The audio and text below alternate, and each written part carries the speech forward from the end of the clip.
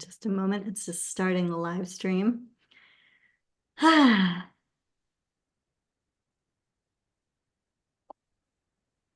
Okay, here we go. All right, we are live on YouTube. I'm going to record and we can let folks in.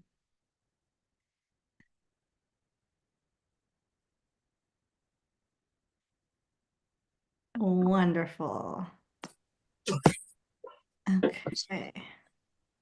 Sind Sie der neue Chef von Herrn Donato? Let me make sure. Y'all can just mute yourself.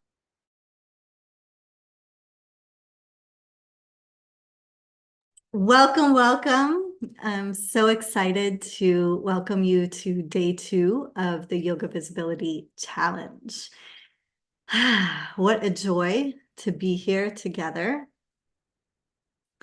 And we are live on YouTube. You can always watch the replays there. We will also be sending you links to the replays. So you should have gotten a link to the replay in your inbox. If you didn't, you can always email back to one of the emails that we sent you. But in the email that went out this morning, you got a link to the replay from yesterday. So don't worry if you didn't watch yesterday's recording yet. Each one of these is standalone, and you'll be able to get so much out of each time that we gather. And you've got time this week to go back and watch them. They're short and really focused. So today we are focused on community and connection and overcoming fear or blocks to our confidence. And we're going to get into that in just a moment. I'd love to invite you to drop in the chat where you're here from, how you're doing today. You can drop 2 words. It's always nice to do 2 because then, you know, you can have like a, I'm excited and I'm stressed, or I'm happy and I'm frustrated, right? Our worlds are not usually so like neat and tied up in a little bow. All right. Wow. Cleveland, Ohio, Massachusetts, Berlin, Germany, Ontario, Canada, Piscataway Nation, Tidewaters, colonized as Maryland, San Diego, New Mexico. From everywhere. This is it's just so beautiful to gather and be in this big circle, kind of like a virtual community circle. And I'd love to invite you to just take a moment as we start. And I'm going to offer a chant for us, and also for you to envision, and you can have your eyes closed or open, but kind of softly focused. Envision all of the community supporting you. And so I often visualize that like out, and I like to stretch my arms out around me. All of the friends, the comrades, the colleagues, the teachers, the folks on whose backs or whose shoulders I'm standing, our ancestral supporters. And that doesn't have to be blood ancestors. That could be spiritual. That could be land ancestors. We are not alone. None of us is here alone. And so holding that space and holding that connection with everyone on this call, everyone who's going to watch the replay, who's on the YouTube live or Instagram live, wherever you are, we're in this sacred circle.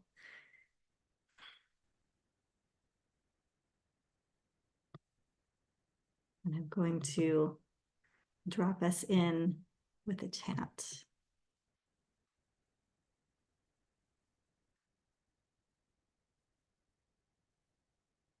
This is a traditional chant that is offered at the beginning of many learning opportunities. And I brought it up on the screen on the YouTube or on the live on Zoom if you'd like to look at it. And we'll take a deep breath in and a deep breath out. You can have your hands together at your heart or have them resting or in some gesture of reverence and connection. And it's from the Upanishads. The chant translates roughly to, may we both be nourished, may we both be protected, may we work together with great energy, and may our studies be enlightening. May there be no enmity between us, and may there be peace in our body, mind, and spirit, and in all the realms. Deep breath in, and you can chant with me if you would like, or receive. And a full breath out. Inhale to chant. Oh, Sahana Vavatu, Sahano Bhunaktu, Sahaviryam Karavavahai, Tejasvinavaditamastu, Ma Vidvishavahai. Om Shanti, Shanti, Shanti. Om.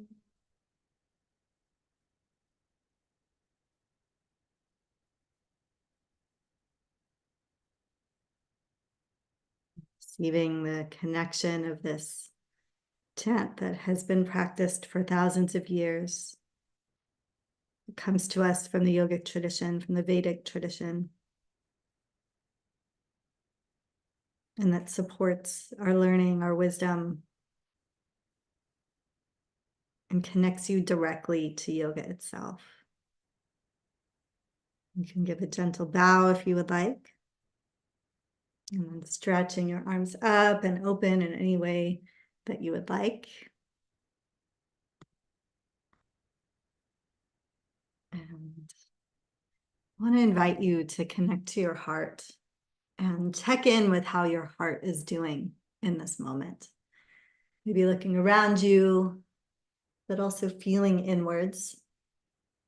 So often when we have something that we care about, or we're moving to be more visible or to take up space, there's the outside world mirrors back the doubts that we may have inside. Anyone resonate with that? Anyone had that experience? Like literally the fear that you had, like, I'm a fraud, I don't know enough, I don't have enough wisdom, I don't have enough to share. It gets mirrored back to you. Someone says it, someone, posts it, someone comments. And so it is no small thing to have said yes to a visibility challenge. Being visible is not easy. It's this work of spiritual growth, of meeting the moment, of meeting the doubts, of meeting the inner doubts. I almost feel like it's like this video game in a way. Like we get to a point, right, in the practice or in our lives, and then we take a new risk, and then like new challenges come in. And so today, part of what I hope to share with you is the things that I do that support me in continuing. And I had a conversation this morning with a colleague, a South Asian colleague, who is sharing the yoga tradition from our, wisdom tradition in her way, authentically, and was shot down by someone who said, could have heard it better from a white man. And so you can imagine, right, how devastating that is. And so when we don't have the tools, when we don't have each other, when we don't have the Sangha and the community to keep going, we stop, right? Like we would not continue. I would not continue if I didn't have the practices that I have. But we have each other.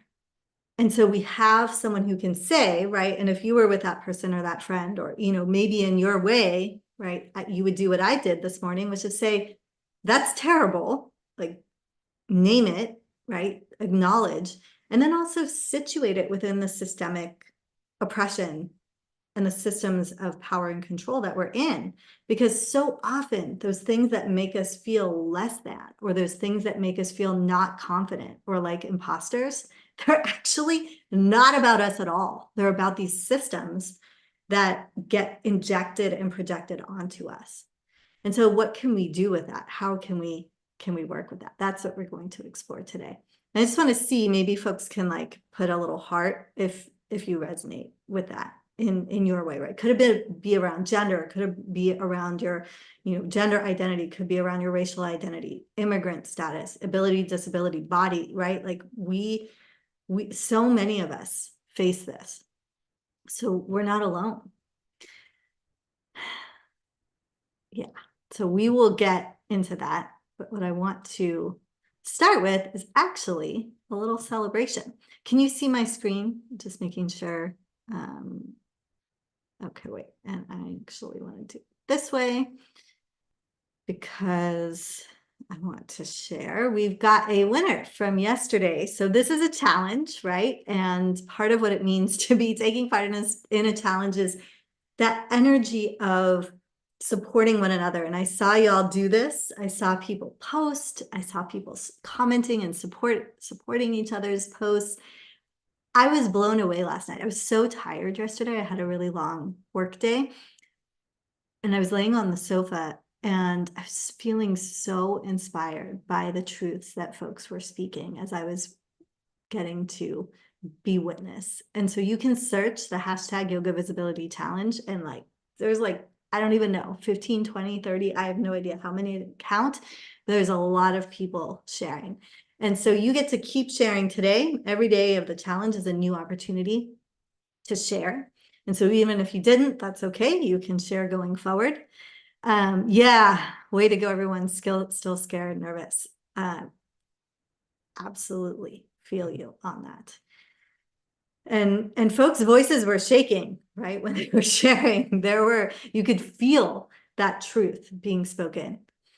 And so one person each day is winning the next, and this is a totally new course that's not like a teacher training and not like Yoga Class Curator, two other programs that I have. YTT is training in yoga and Class Curator is being held in the yogic tradition, practice space. This is for folks who are like, I am ready to share more. I want to share my practice. I want to share my story. And so it's a visibility accelerator for gaining more students, confidently sharing your truth, and doing it in a way that reduces stress and burnout. And so it's a 6-week program. You can, of course, sign up. Maybe Linda, you could drop the link if you want to sign up, but you can also win, right? So this week, as part of the challenge, 3 folks will win one each day. I'm about to share with you who our winner is. And there's a bunch of bonuses plus some live calls. Folks asked for the time, so I got that together yesterday.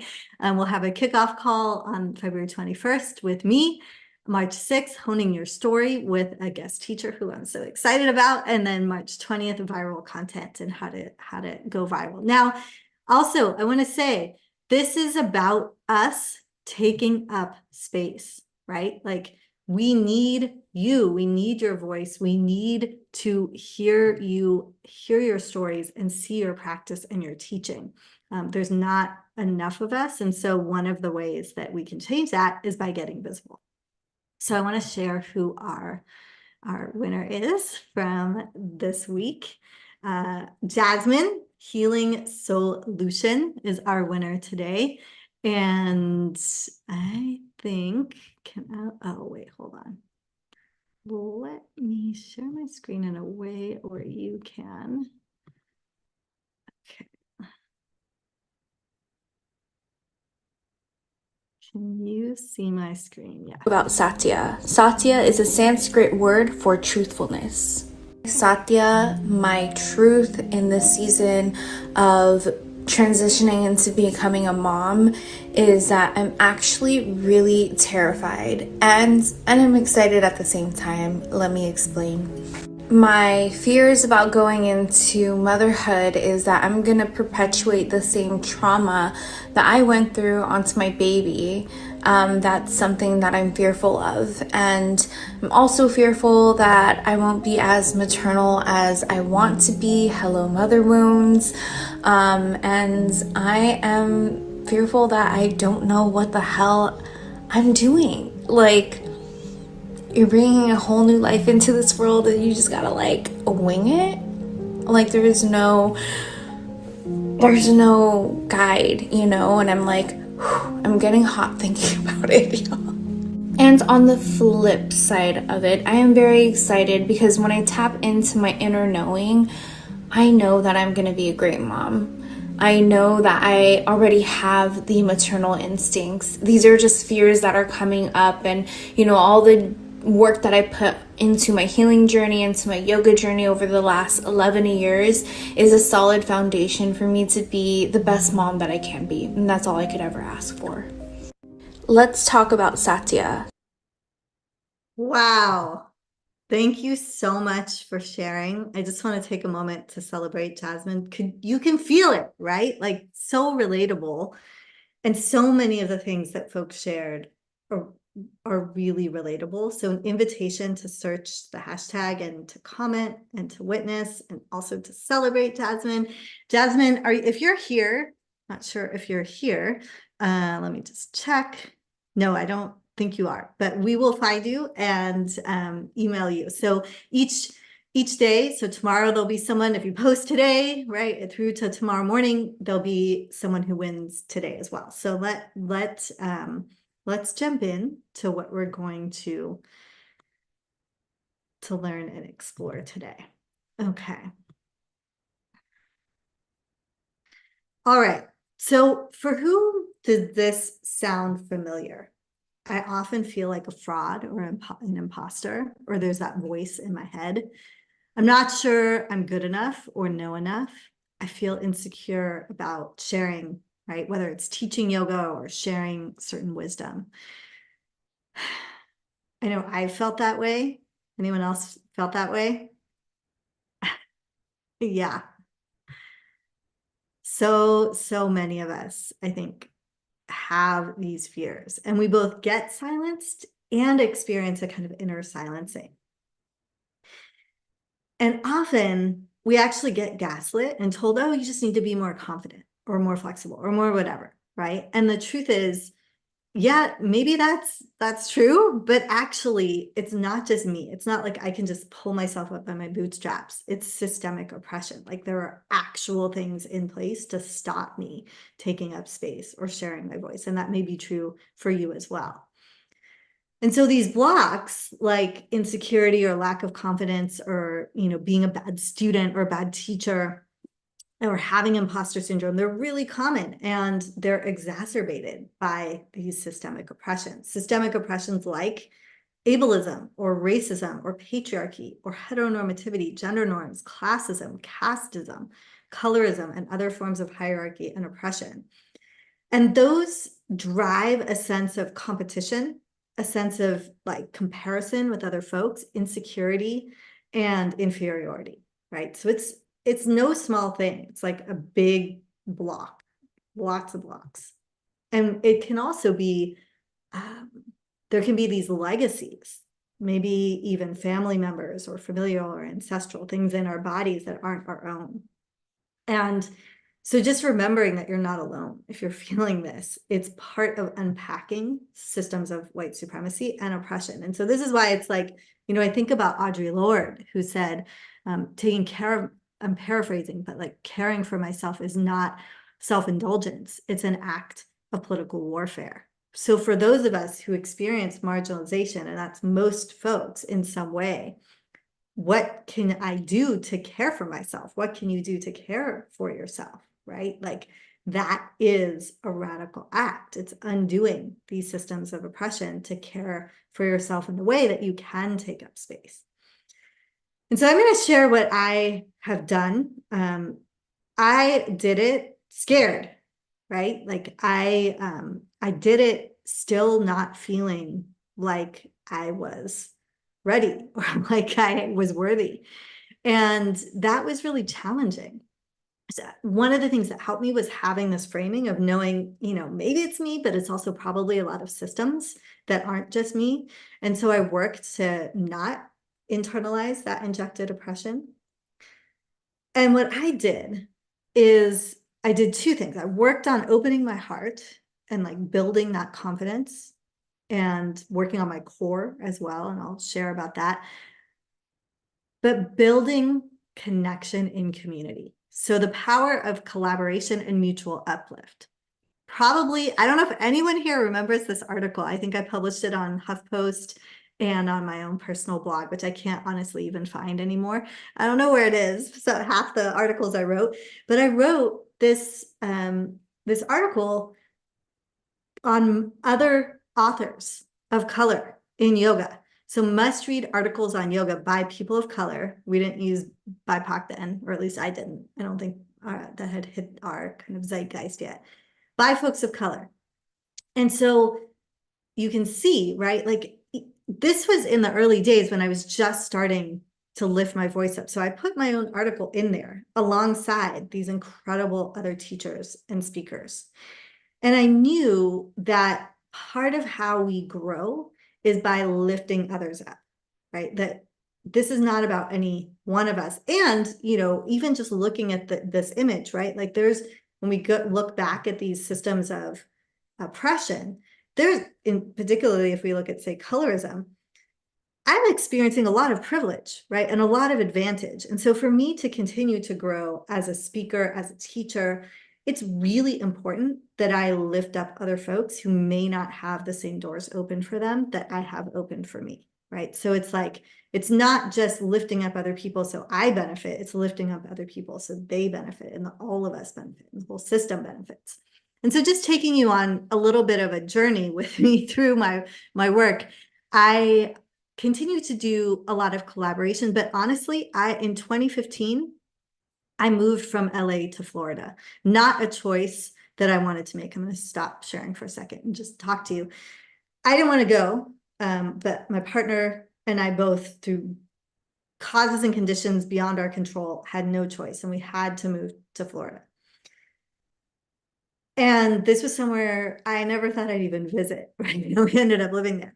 And I learned a lot, but one of the things that terrified me was I didn't know if being a person of color and speaking up about race, you know, racial inequity would be dangerous to my life or our family's life while moving into this place that, you know, has experienced a lot more South, right? A lot more systemic oppression than is overtly evident, say, in somewhere like LA. So I got quiet. So I didn't actually publish that much from 2016, 2017. I did a little bit. It was a little more on the down low because I was scared. And so I also want to acknowledge if you're in a situation where it's not safe or you're not sure if it's safe, it is absolutely valid to preserve your own, like, ahimsa for yourself, to practice safety and care for yourself. So you do not have to speak if you don't feel comfortable or ready. But then in 2018, I realized I'm nobody, right? But I see that there's these issues in yoga and I want us to address this as a yoga community. And so I put together the very first Honor, Don't Appropriate Yoga Summit. You can still watch the whole thing. It's free and available for everyone at honordon'tappropriateyoga.com. And it has these interviews. I think I interviewed 26 folks, and many were voices not often heard in yoga spaces. And what happened through the process of doing these interviews, right? I was sitting in the interviews like, oh, you know, it's just Susanna, well, you know, kind of quiet, kind of shy, but I'm talking to these incredible folks. And through just the sheer process of interviewing 26 people, I gained skills. I gained confidence in my own voice. And then I did a second on Don't Appropriate Yoga with all South Asian voices in the following, actually, I think it was the same year, in 2019.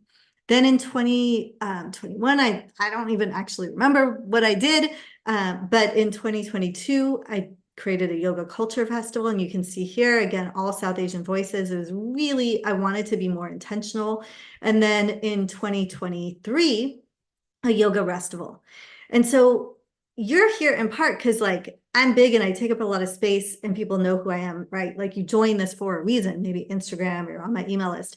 But the only reason I have the platform that I have is in part because, one, I'm uplifting other folks, and those folks, in being uplifted, also share the work that I do. And so it becomes this non-zero sum game, right? With a win-win-win.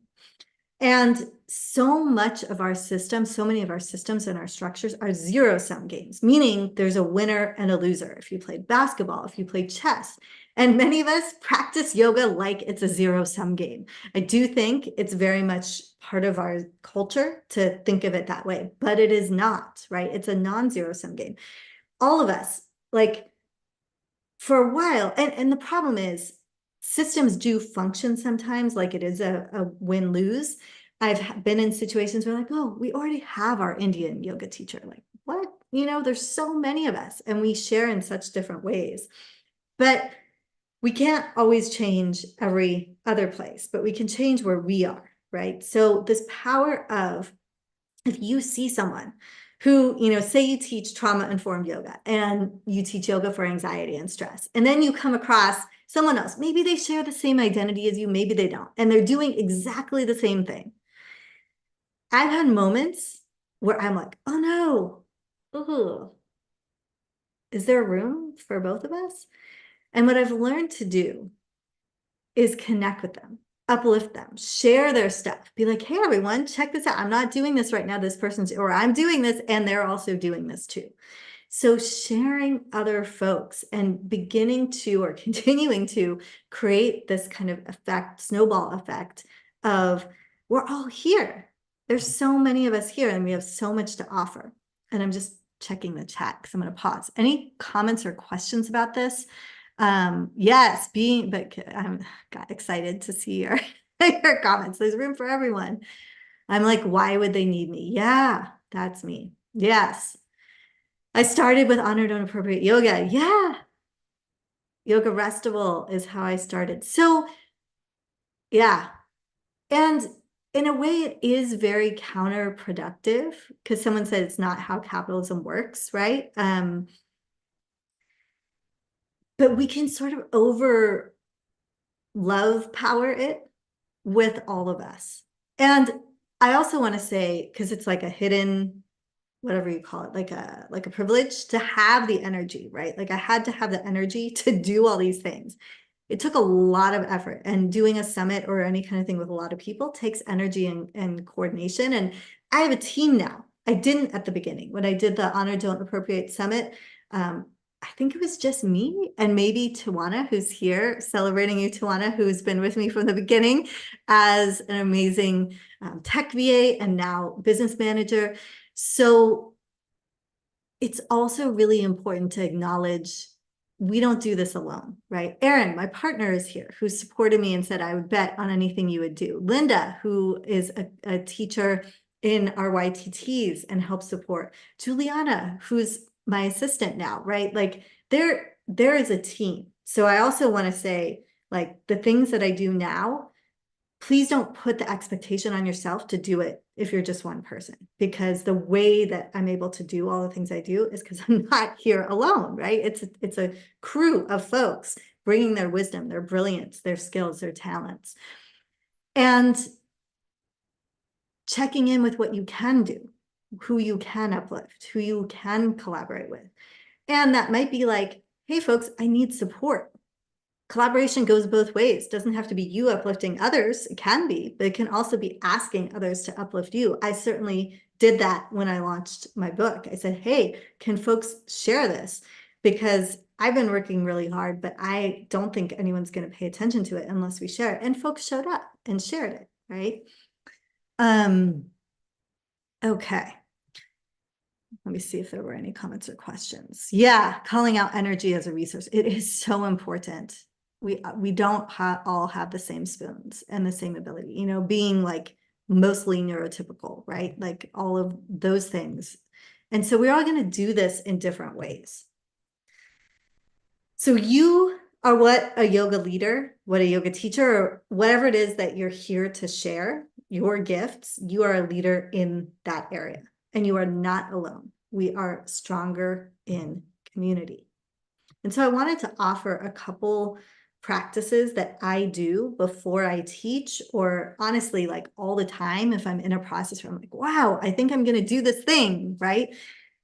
Then maybe for a week or a year, not a year, probably like a week or a month around that time. Like, for example, before this challenge. I did a lot of work on my own fear of being seen. I've been doing it for about 2 to 3 months. And it was actually spurred on by some critique of, hey, Susanna, I don't feel like you're authentic. I don't feel like you share enough of your story. I feel like you hide some parts of who you are and you only share certain parts. Like, ouch, you know? And wow, maybe there's some gold in that. Maybe there's more that I can do to share more authentically and to share more fully. And if I'm feeling that, I sure know other people are probably feeling, like it's hard to share. And so in terms of practices, and we'll do some modified ones here, the ones that I do for this particular thing are heart openers and core strengtheners. I do pranayama kapalabhati, which is skull shining breath, and a visualization like we did at the beginning, visualizing like the folks who are supporting me. And so I'm going to stop sharing for a second just so we can practice together. So for heart openers, wherever you are, you can do this in your way, but I'll turn to the side. And so I'm in a chair. Sometimes I'll just put my hands on a chair and I'll stretch my heart open up towards the sky and lift my chin up towards the sky. And this really just kind of takes away some of that armoring. So it opens my heart. And then I stretch my arms back, maybe place your hands on the armrests, or I cave them forward. So now I'm covering and caving and protecting, and then opening up. And I'm moving with my body, kind of like a cat-cow, but in my chest. So Marjariasana and Bithalasana. And I breathe into my heart, the front of my heart and the back door of your heart, which is like right there between your shoulder blades. And I notice what I need. Like, do I need tending and care and protection, or do I need more like boldness and openness? And this really helps. Then the next thing I do is, particularly if I'm feeling really insecure or like, how can I speak, or, just kind of small, I work on my core.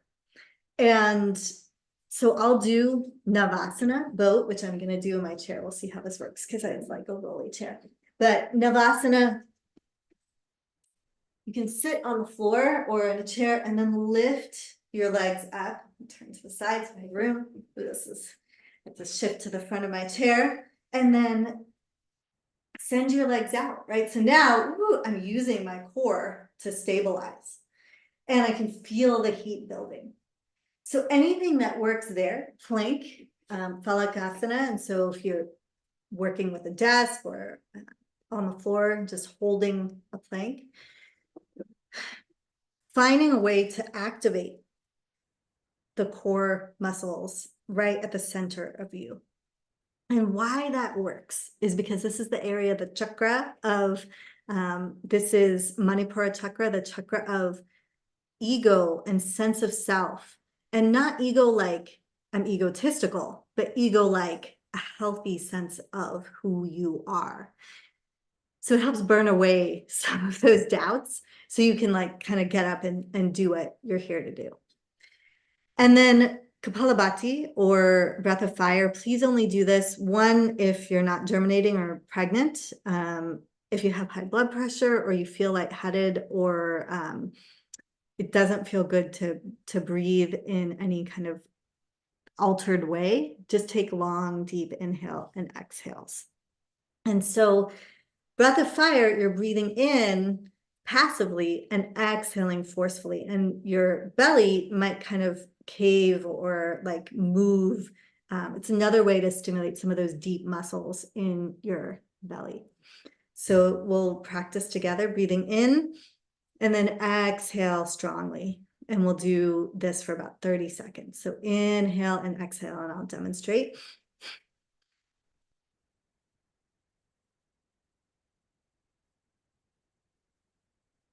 Inhale, X, X, X, X, X, X, X, X, X, X, X, X, 10, 9, 8, 7, 6, 5, 4, 3, 2, 1. And then inhale, hold. And as you exhale, envision the energy moving up through your spine, up and out the crown of your head.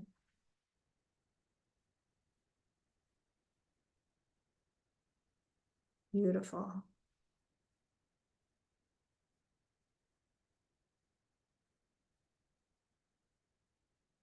So powerful. And so these are practices that I go back to. Heart openers, core strengtheners, Kapalabhati, visualizing. And you can see we did this, I think we were practicing for about 5 minutes. It doesn't have to be, it can be, it's wonderful if you've got a whole hour and you can practice for a full hour, but it can be, you know, the moment before the presentation, the moment in the morning between like drop off and running to work. It can be in your car, right? So these are very accessible practices.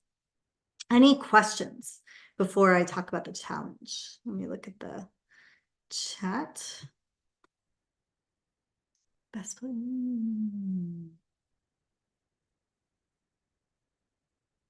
Yes. This ties in with the 3 stages of Satya. Yes, absolutely.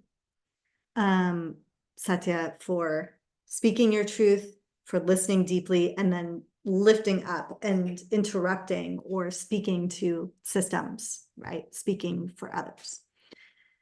And so the reflection today is, as we've moved and opened our heart chakra and explored the energy of connection and community, what's something or someone who has supported you lately, who has bolstered your heart? Share them, right? Sharing at least with them, like letting them know, hey, you really supported me and I so appreciate it. And maybe if you want to take part in this public, I thought, how cool would it be if for day 2, you're uplifting someone else? So it might be, you know, you're reflecting on who supported you, but you're uplifting a friend. And that could be someone you know, but honestly, it could be someone who shares in a way that supports you. Like there's folks in my life who I feel like I know, but they don't know me, you know, they just share on social media in a way that really helps me. And I got to actually meet someone yesterday who their profile is, I think it's Thick Thigh Yoga, Saisha. And I love Saisha's content because she shares in a way where I'm like, oh yeah, I can love my body as it is. And it doesn't have to be different, right? You can tell from her handle, Thick Thigh Yoga, right? Like she is loving on herself as she is. So that's an example, right, of uplifting. And maybe you share their reel or you share their profile, or you just get on and you make a video or you share some pictures talking about someone who supported you. And so today I would love us to flood like the yoga internet, however we do it, with other people, with your friends, your comrades, your community, and you can share this. Tag me, use the hashtag Yoga Visibility Challenge. And I thought this would be cool too, because some of us are like, yeah, I don't really want to share myself all the time, but you might feel really excited and into sharing someone else, right? And you can, I made a video already, it's up on social, sharing about a friend, my friend Neelam Pathakonda, who's a doctor and just a bestie of mine who really makes a big difference in my world. And so I uplifted Neelam, and you could stitch my video if you want. Some of you did that yesterday. Okay, so let me look at the comments. Yes, totally feel like I know. I know some of you might feel like you know me, and that's great. I actually feel like I know all of you, but I just might need the details, right? If we meet in person or you're in a class, I might need some of the backstory because, but I do have that feeling too, like we are part of a huge, wonderful community. Should we do a post or a story? Do they need to be in the yoga world? No, all things are yoga, so it can be anyone, anywhere. Neelam's not really in the yoga world. She's a doctor and she shares meditation, you know, so they don't need to be, and ideally a post, but of course you can do a story too. Yeah, yay, okay. Someone asked another question. Okay.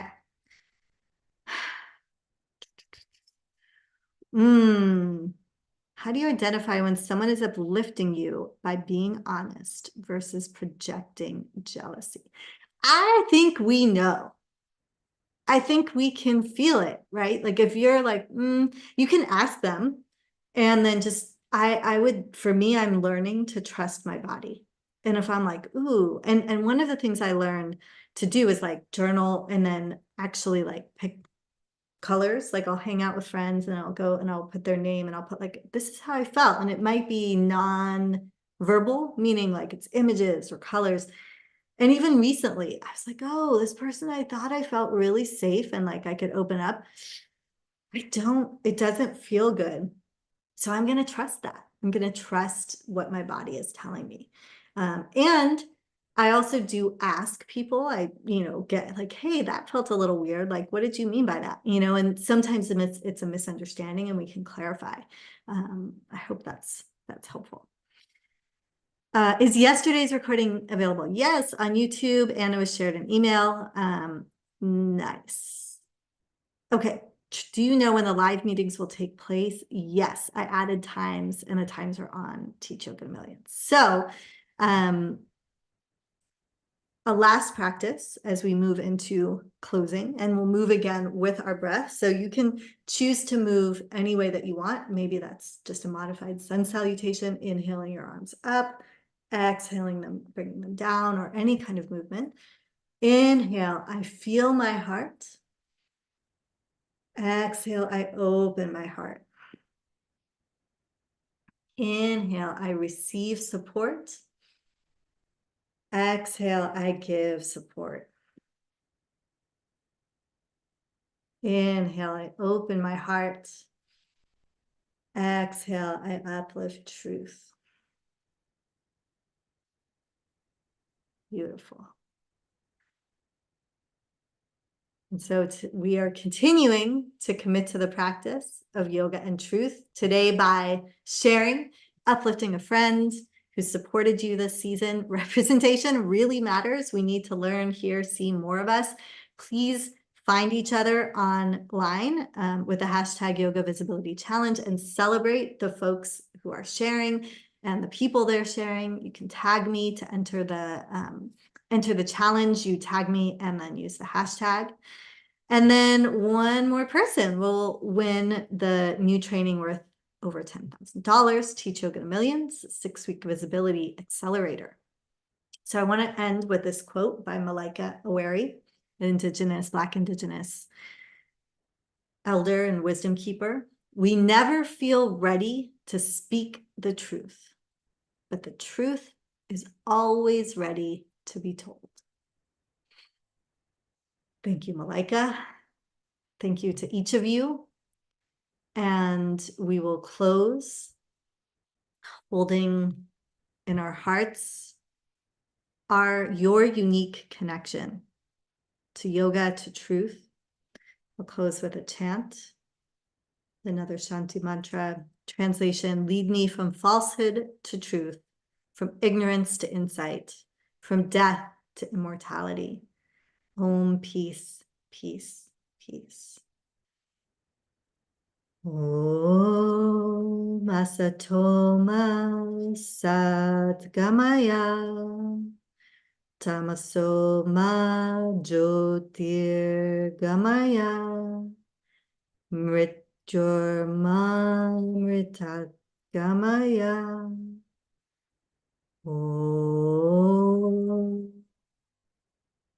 Shanti Shanti Shanti. Om.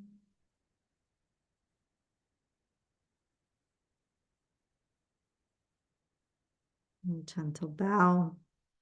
Thank you so much for your presence. Thank you so much for your practice.